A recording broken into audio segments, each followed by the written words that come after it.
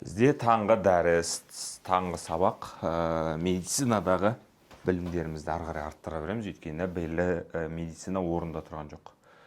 Аптасына бір рет, жұма күні таңертең осылай жиналып, Қуаныш мырза лекция дайындайды. Тікелей ағылшыншадан қазақшаға аударады. И Сәке екеуміз тыңдаймыз.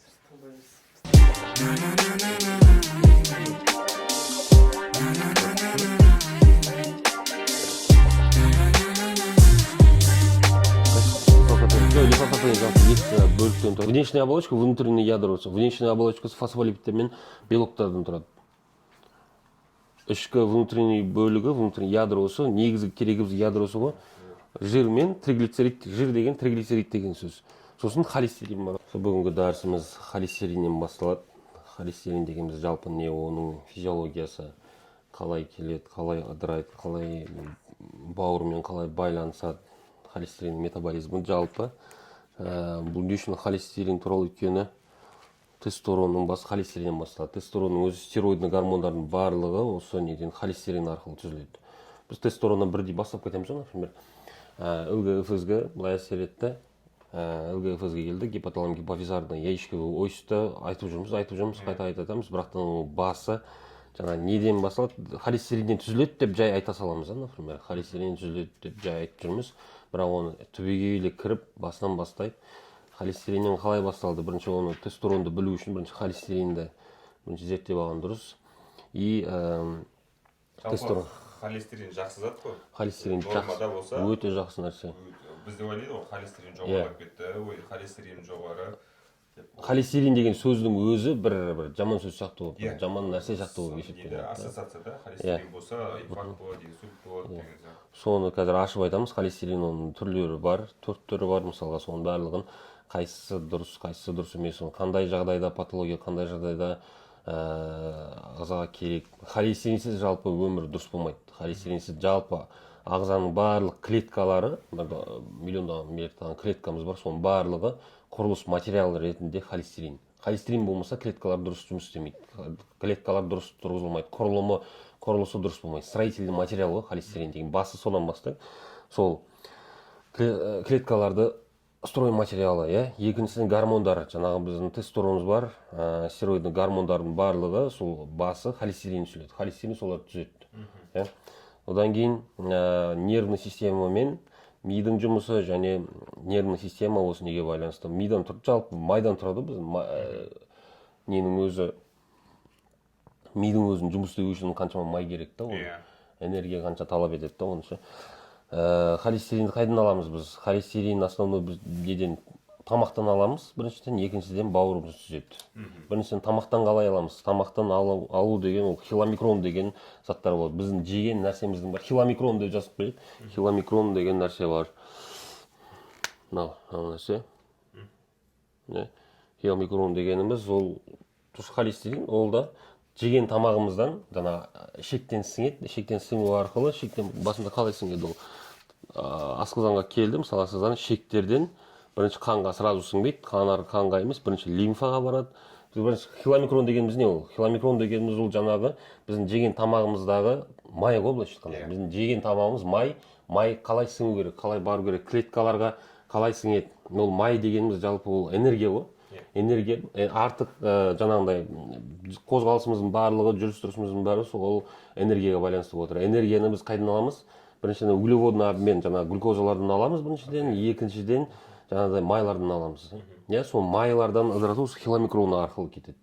Бірінші жаңағындай кишечник, мысалы асқазанға келді, аш-ішек жаңа ішектер арқылы лимфаға сіңді, лимфадан қан тамырға барды, қан тамырлардың бәрін қазір айтамыз.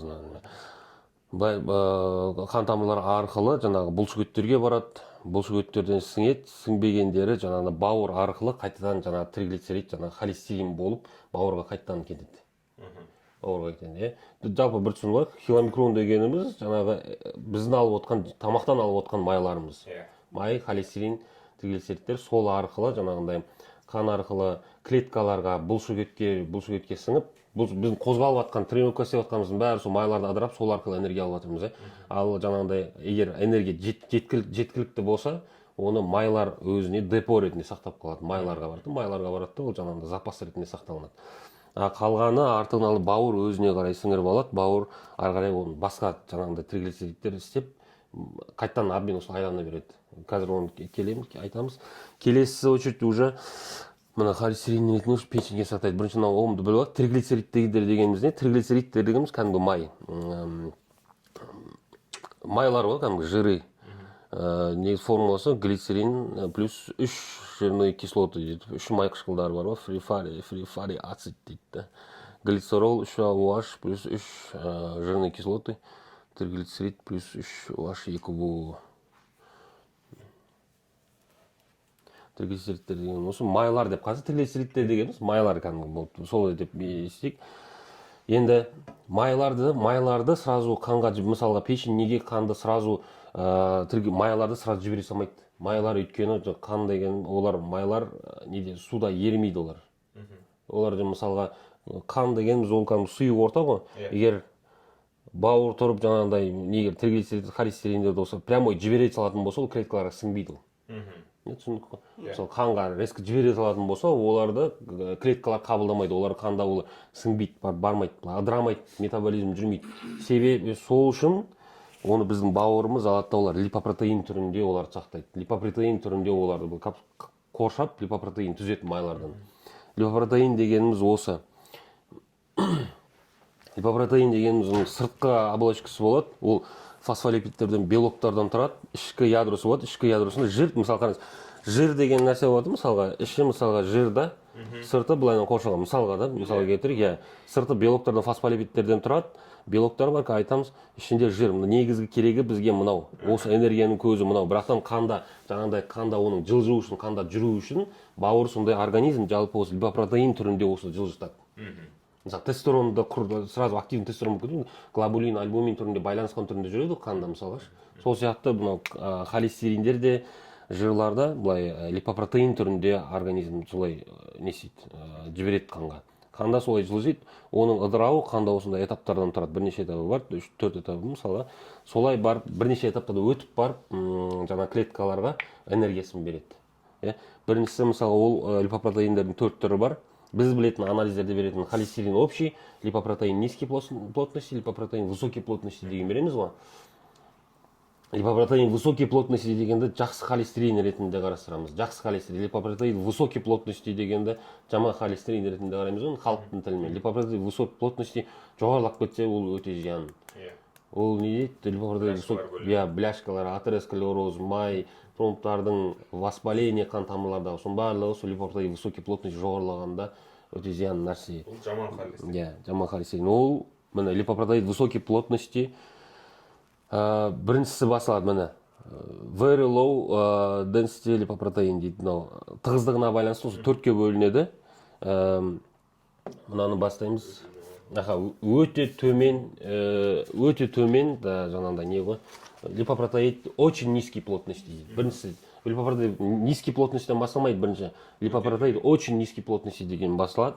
Ол осы түрімен бірінші бауырдан шығады. Бауырдан сразу липопротеин низкий плотности болып шығып кетпейді. Бауыр оны бірінші липопротеин очень низкий плотности бауыр вырабатывать етіп, оны шығарады. Сыртында не бар дедік? Сыртында мына не бар? Триглицерид не бар? Сыртқы оболочкасы фосфолипидтерден белоктардан тұрады. Белок дегеніміз жаңағы АПО міне, мынақтан бастап киломикрондар кетті, печень, міне ВЛД, липопротеин очень низкий плотности, сыртында оның белоктары болады, АПО Б100 деген мысалға да. Бұл белоктар адресіне отправка болған, ана жақта рецептормен байланыстыру үшін, мынаны таныту үшін, барып анау неге рецептормен байланысу үшін осы белоктар маңызды. Белоктар керек. Бұнсыз барып анау ключпенен ашқан сияқты ол ашылмайды да. Барып сол неге отправной точка, клетки мишень соқтан барып ашылу керек. Мынау осы белоктар арқылы барады. Енді бұның негізгі мақсаты сол отправная точка триглицеридтерді, майларды міне тканьдерге апару, бұлшықеттерге апару, майларға апару, клеткаларға апару. Бұл енді бару үшін мынадан ыдырау керек қой, ішіндегі шығу үшін майымен, ішіндегі жирмен жана холестерин шығу үшін пока мынау оболочкасынан айырылу керек ол. Түсіндіңіз ме? Сол үшін липопротеид липаза деген фермент болады. Липопротеид липаза міне. Осы бұны не істейді? осы мынаны сыртқы нелердің оболочканы айырады да бәрін түгел айырып тастамайды, пока жеңілдетеді, мынау пока мынандай мынадан ақырындап бүйтіп не қыла береді ғой. Иә, мынадан да кішкене ыдыратады, мынау сыртыңғы несін ыдыратады.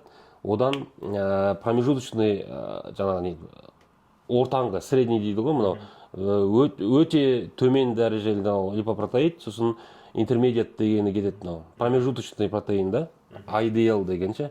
IDL өзі жаңа липопротеид липаза мынаны ыдыратқаннан кейін екі жолға тарайды.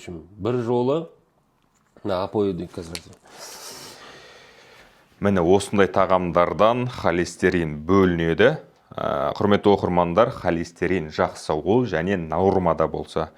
Бүгінгі таңға дәрісіміз аяқталды. Бүгін холестериннің түзілуі, организмнен шығуы барлығын айттық. Каналымызға тіркеліп қойыңыздар және лайк басуды ұмытпаңыздар. Осындай таңғы ас бізде, бисмилля.